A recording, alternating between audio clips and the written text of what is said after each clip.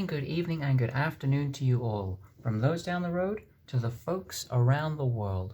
Welcome to the first in a 5-part series looking at all things 2010, looking back at the last decade from the world of films, the world of sports, social and historical events that have shaped and changed the decade that was before.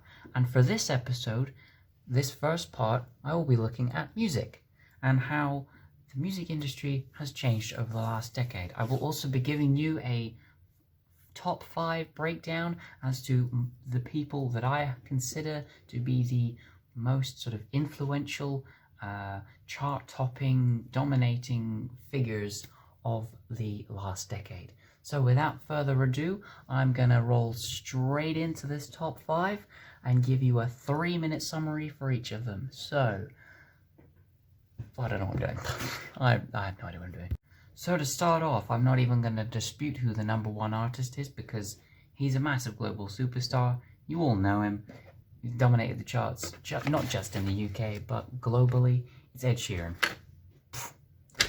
Spending 38 weeks at number 1 in the singles charts and 41 weeks in the albums chart. He first came onto the scene in 2010 with his album, Plus, which garnered him no number 1s, but very successful songs like A-Team, Lego House, You Need Me, I Don't Need You, Drunk, all these, platinum selling songs, and very successful for sort of jump-starting his career.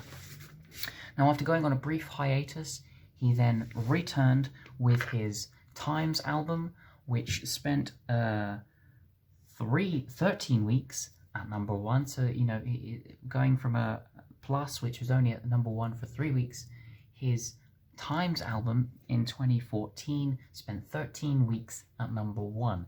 And again, this was a massive album with a shed load of songs that were platinum selling, and even a couple that were Thinking Out Loud, which was in the singles charts for 2 weeks, went 5 times platinum, and then his song Sing, which had a cameo with Pharrell in it, which was number 1 for 1 week and was 2 times selling platinum. But by far the most crazy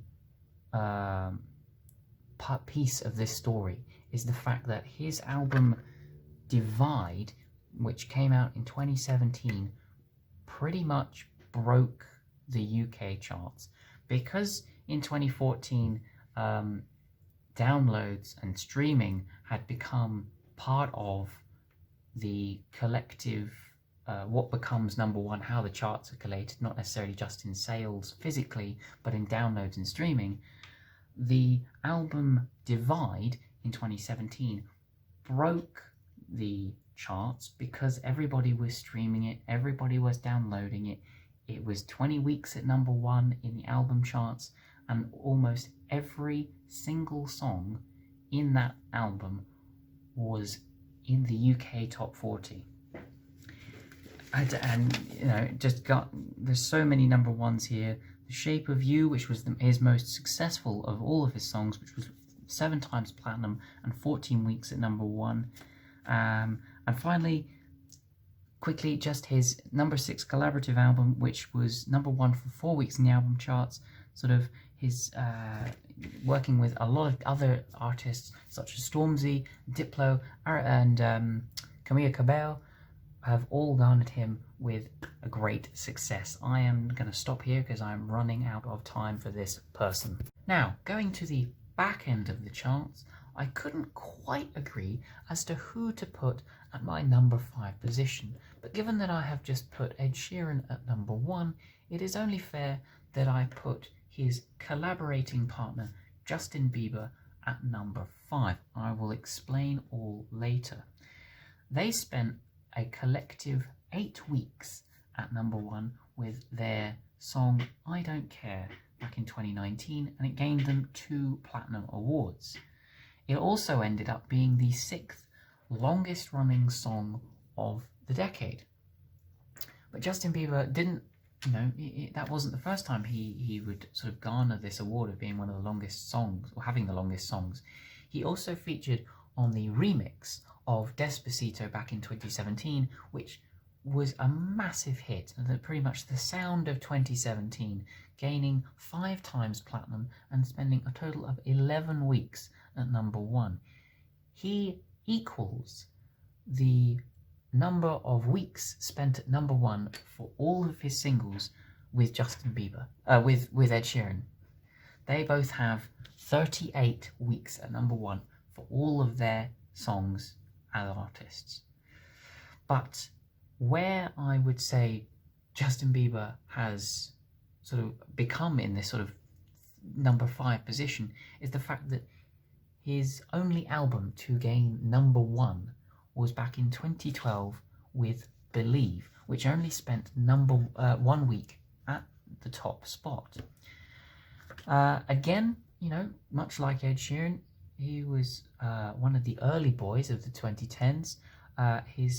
The most disliked song on the YouTube platform, Baby, back in 2010, gained him a number 1 platinum in the UK.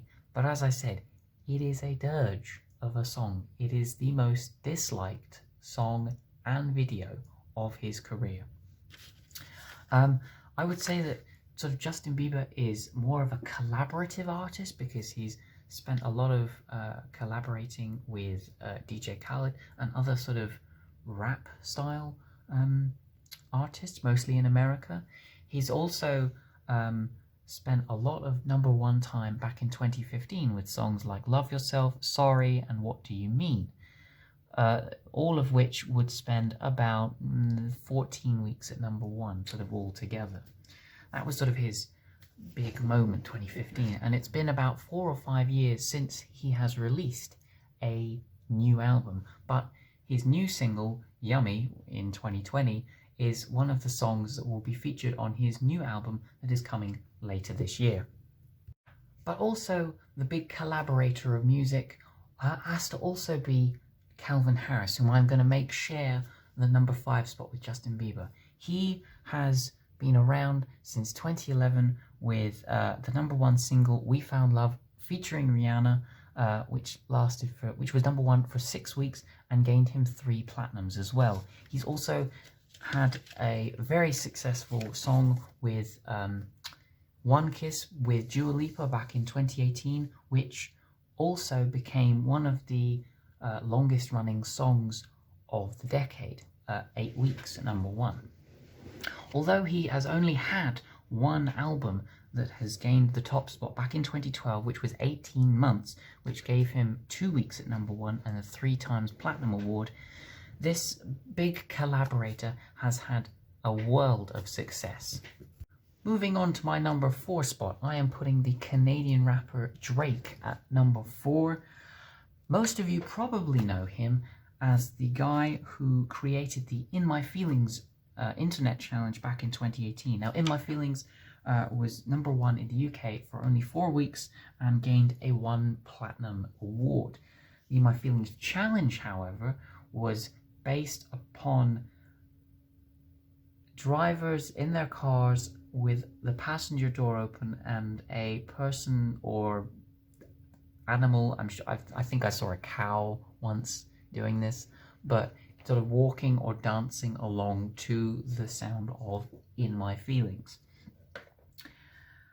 Most of his number 1 songs have been from 2018, but he also was a featured artist in the number 1 single What's My Name with Rihanna that spent 1 week at number 1.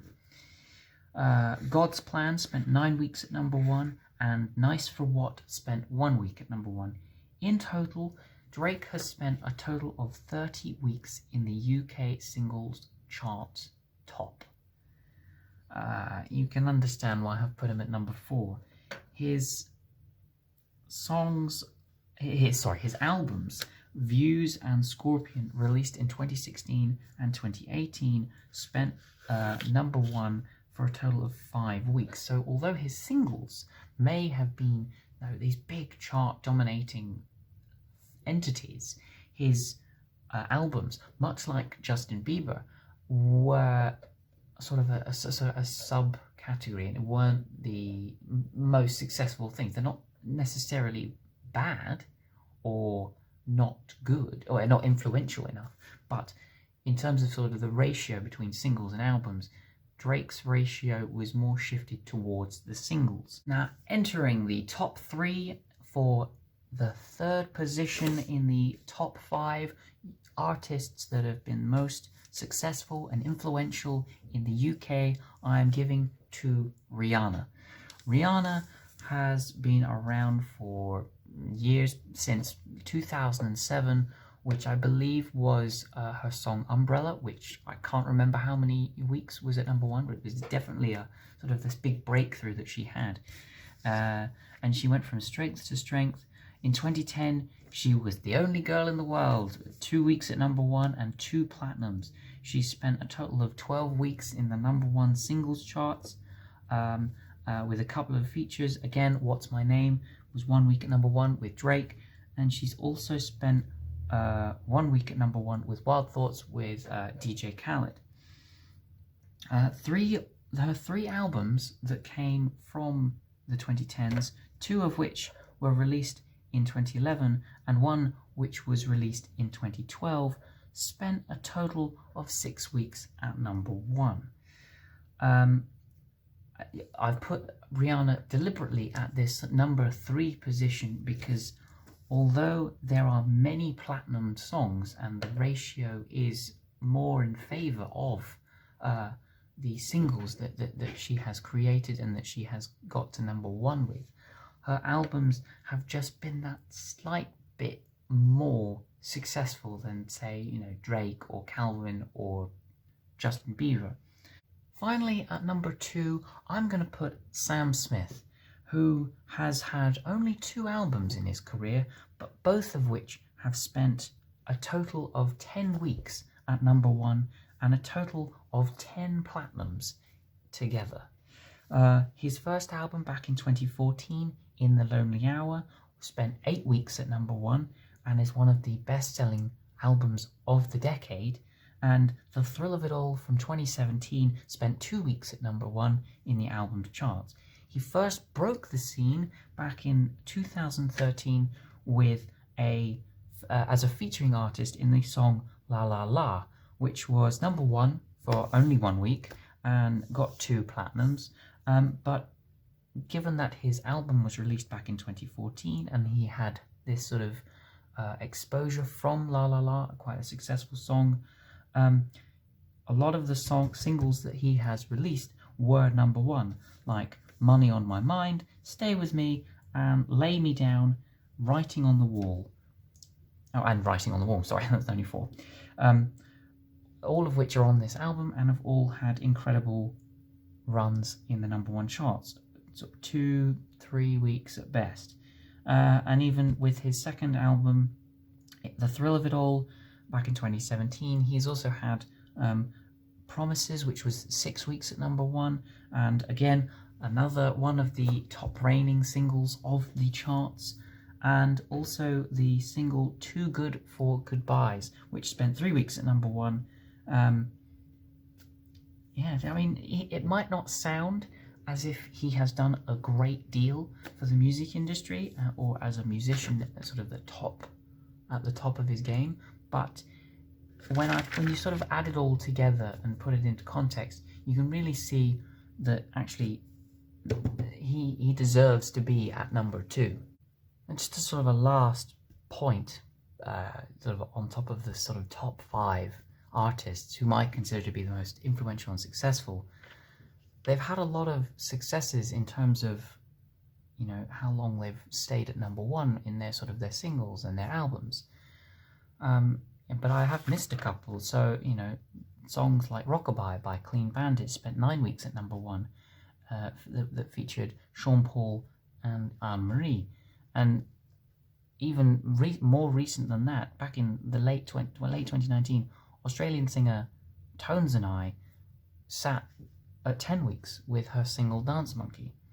So, and Lewis Capaldi, again, another one from sort of 2018, 2019, Someone You Loved, that was 7 weeks at number 1. So there's all these different artists that have had big hits and big #1 singles, and in the albums charts, The Greatest Showman soundtrack spent 28 weeks at #1.